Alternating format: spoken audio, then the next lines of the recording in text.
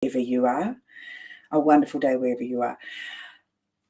I have so many people talk to me about employees that won't do what they want.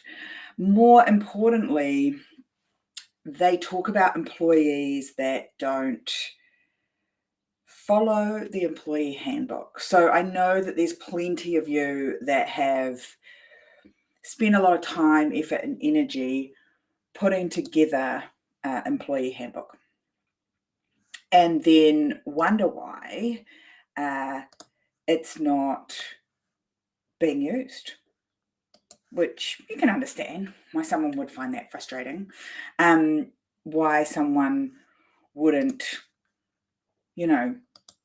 do what was in the employee handbook that you spent hours and hours putting together. And I think it's really easy to think that the reason they're not following that employee handbook is because they are trying to ignore you, or trying to annoy you, or because they don't want to do a good job. And none of those things are true. When I see employee handbooks, or even when I just hear the term now, I kind of cringe a little bit inside, because I know that I've done this. I did this when I had a really big team, is that I put together this kind of novel of instructions of what they needed to do. And it wasn't until I spent some time, and in this particular case, it was in a restaurant. So there was a lot to remember. So like a whole food menu that you change regularly, and a beverage menu that you change regularly.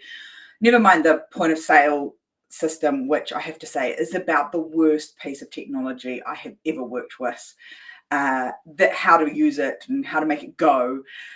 And when I was waitressing the floor one day, I was like, man, we require them to retain so much information just to get through one day. And so the reality check for me was, well, none of my employees carry that around in their bag. I don't even have a book to demonstrate. But your employee handbook, if you printed it all out, is like this big.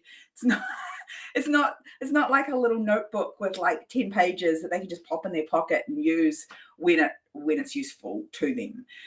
It's not something that they easily can refer to or easily find the information in it when they need it. And that's before we even dive into the fact that not everybody is a read-write learner. Only about a quarter of us, there or thereabouts. It's a very rough stat. But only about a quarter of us learn just by reading or just by writing. And so when we give them an employee handbook, we're assuming that they are naturally a read-write learner, whereas 75% of your employees are not going to be that. They're going to be something else. They're going to be either someone who likes to learn hands-on, they're going to be someone that learns through listening, or they're going to be someone who learns through visual. And when you only do it in that one format, you make it really hard for the rest of them. The second thing is, it's not easy to refer to. As I said, when I was working on the floor, I was like, oh, well, it's all in the employee handbook. But while I was waitressing, I didn't have time to go and dig through the 102-page document to find the page on which it tells me about that particular wine or that particular steak that I've just been asked about. And yet that's what we expect our employees to do.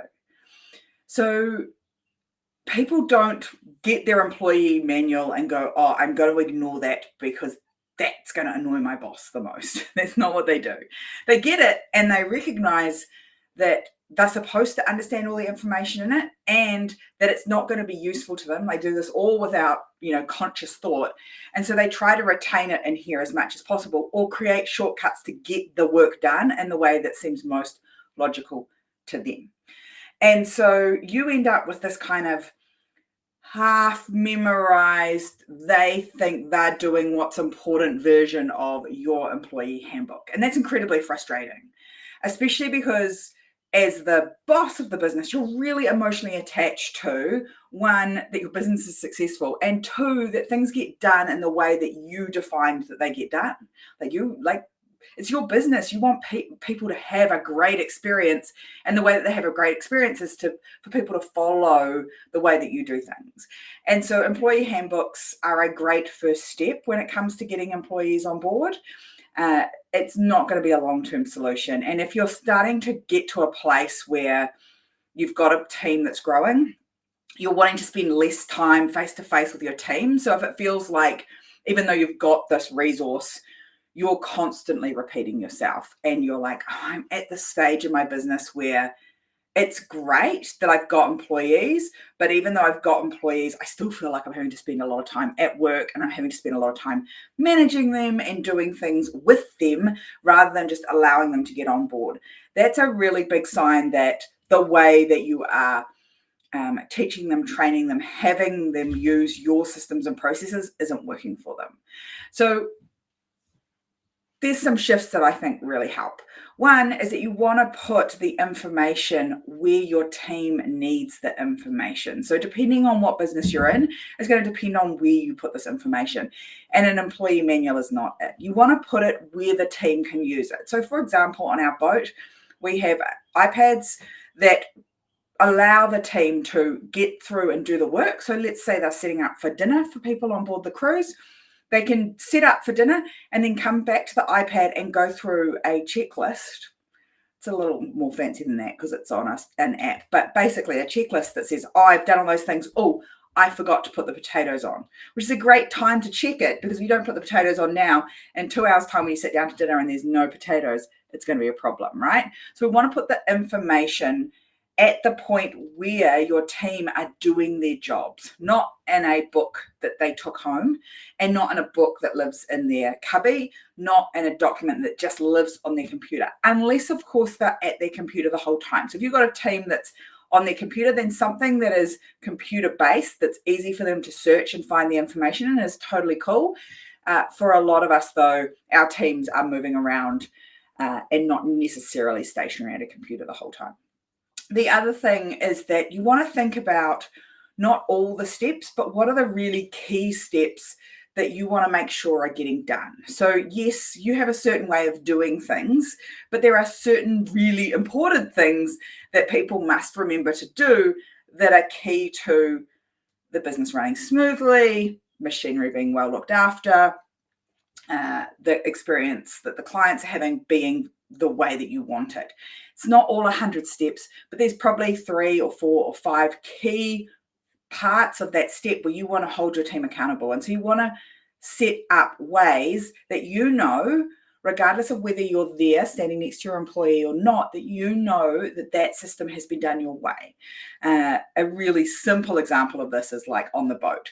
We want to make sure that there's always oil and fuel and water in the boat, because otherwise there's going to be some problems. 1, it probably won't start. 2, we're going to have some engine maintenance that needs doing. And 3, no one's going to be able to have a shower when they get on board the boat, which is not a good look.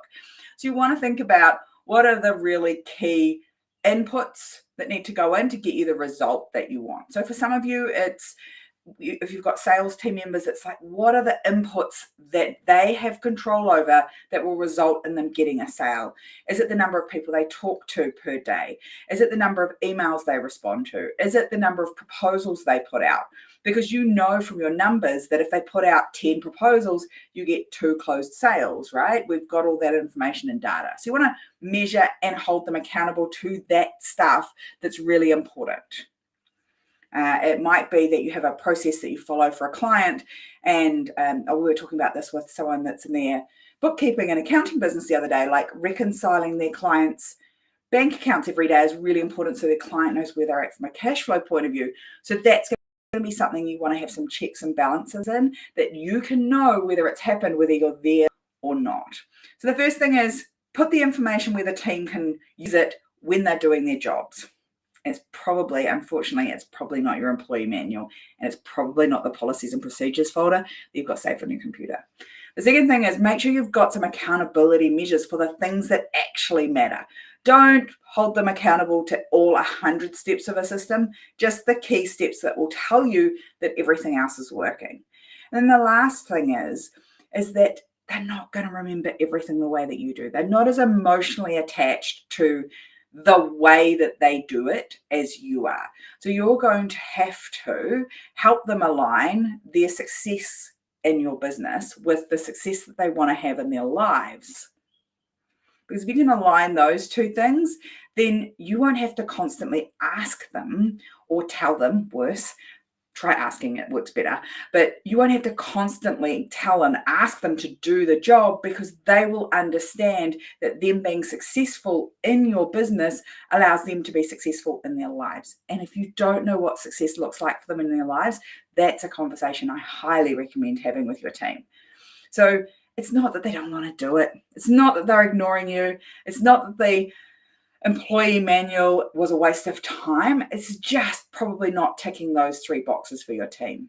And if you can get it to tick those 3 boxes, go right ahead and use it. I think it's a great first step. If you can't get it to tick those 3 boxes, then you want to think about, what do I need to put in place to do this differently, so that you can stop feeling like you're nagging. There is nothing worse. Like, you don't want to nag your husband or your partner. You don't want to nag your kids.